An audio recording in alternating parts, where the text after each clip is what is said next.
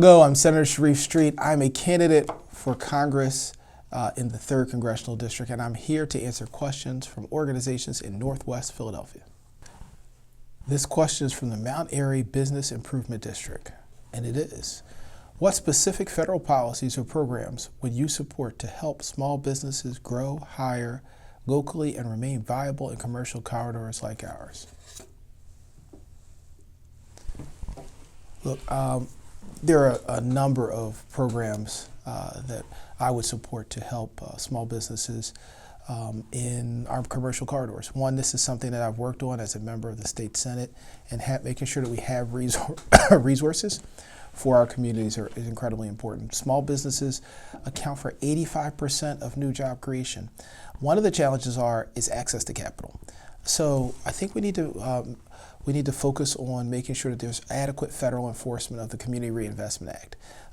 That can make sure that small businesses can get resources that are needed. As a state senator, I was proud to help create a program where we worked through the community development financial institutions to deliver $125 million that went to small businesses throughout our communities.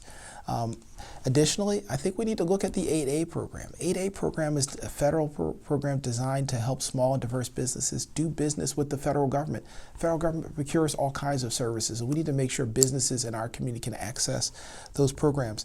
Then for many people that own bricks and sticks shops, new market tax credits can be incredibly helpful as a tool to stimulate investment in those businesses and allow them to be able to have the kinds of capital they need to fix their businesses up. And ultimately, this is one of the most important issues because, as I said, growing our commercial corridors helps grow our economy, stabilizes our community, makes sure people have access to things like fresh fruits and vegetables. And I've been a champion as a state legislator of the Urban Ag Program. And Urban Ag programs help businesses with agriculture. I'm running out of time. I'd love to talk more about this, but there's so much we can do, and I'm looking forward to working on it as your congressman. This next question comes from the Chestnut Hill Conservancy. How would you support federal funding and policy that help communities preserve historic buildings, protect open space and watershed resources, and expand access to local history? Wow, that's a lot in one question. Look, those are all important issues. So first, I would continue to support an expansion of historic tax credits. Historic tax credits can be used to deal with the enhanced costs of preserving historic buildings and making sure that the character of those buildings can be maintained. I've supported similar tax credits at the state level, but ultimately expanding the pool of those credits is something that the federal government can and should do. Protect open spaces and watersheds. We need to plant more trees. We need to make investments in that. I've worked with the Department of Commerce and Natural Resources to make sure that we have resources to tend our trees and our open spaces. Additionally, I sponsored legislation for the Urban Ag Program, which when you think of Urban Ag, sometimes it's community gardens, and it's helping maintain our green spaces in an urban setting, something that's incredibly important. At the state level, we've provided resources there, and I will make sure I work with similar departments at the federal level to do the same thing. Expanded access to our local history. This is an issue that certainly we need to make sure we're investing in our monuments and our history, but we need to make sure we're accurately telling our story.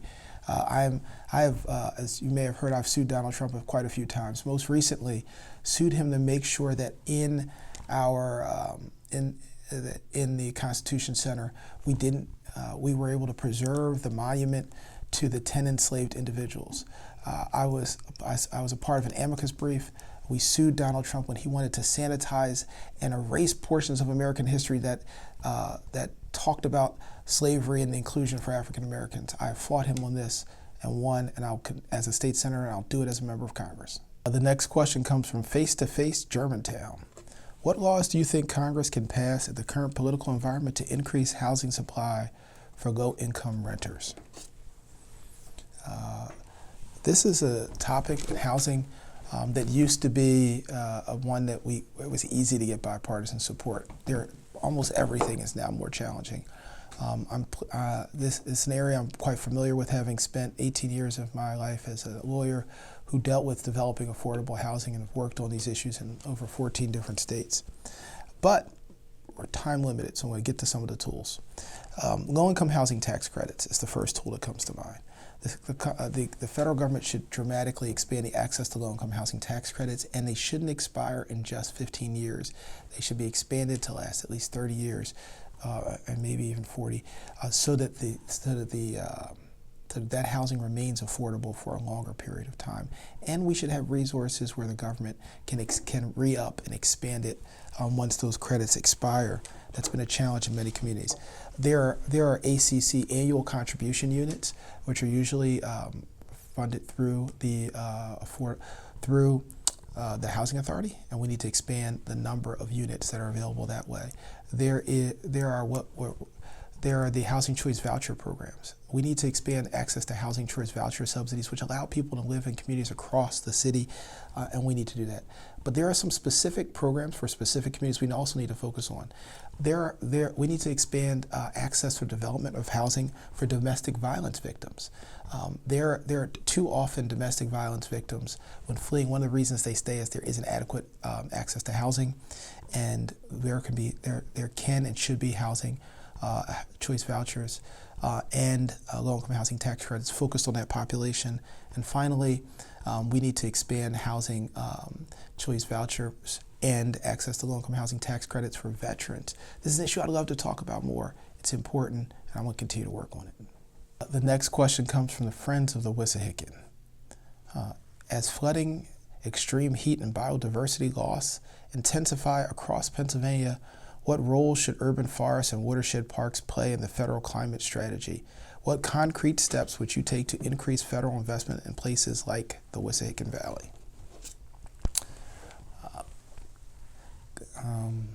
One of our greatest treasures in Philadelphia really is Fairmount Park. It stretches from one end to the other end to this district, and it is really the heart and meat of the district. It is a resource for so many. My daughter did crew on the Schuylkill. I've run it, and I've run the trail, the Forbidden Trail, and it is really important to me. So I think the federal government should make significant investments in supporting the city and the state in it.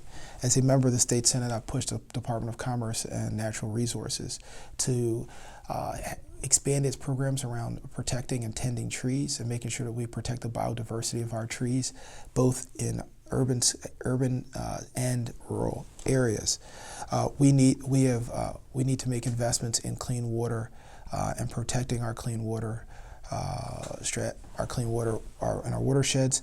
We can do that through a number of federal programs that are through the national departments of conservation and natural resources, and we need to make sure that we are investing in things like restoring our trees, making sure when there's flood there is floods, that we build up the infrastructure. Matter of fact, planting trees along floodplains will stop flooding, and it creates it creates more habitats for wildlife as well. Additionally, we need to invest in things like the zip lining that exists out off of Moyamensing Avenue, and some of the things like that allow people to engage and be involved in it. Look, this is a topic I could talk about a little bit more, but we only have 2 minutes. Federal investment in these spaces are important. They're recreational, and they're important for the environment. The next question is from the West Mount Airy neighbors. Can you recall a moment from your career where you wished you did things differently? What did you learn from that experience? Well, when I first got to the state Senate, I was really concerned about education funding, and I'm a lawyer and a little bit of a nerd, as people have pointed out in the trail. And I was looking at the effects of AVI. Michael Nutter had recently implemented it. So it hadn't been in place that long, and it increased the value of on paper the portfolio of real estate in Philly. But because the millage was reduced, and it wasn't designed to increase people's tax rates, there wasn't additional revenue for the school district. So, but the way the state poverty index worked, it was going to cost the school district $180 million. So I scheduled a press conference to talk about this and expose the terrible things that were happening and demand that my colleagues in the General Assembly from across the Commonwealth, and the legislature was controlled by Republicans, move forward with correcting this wrong.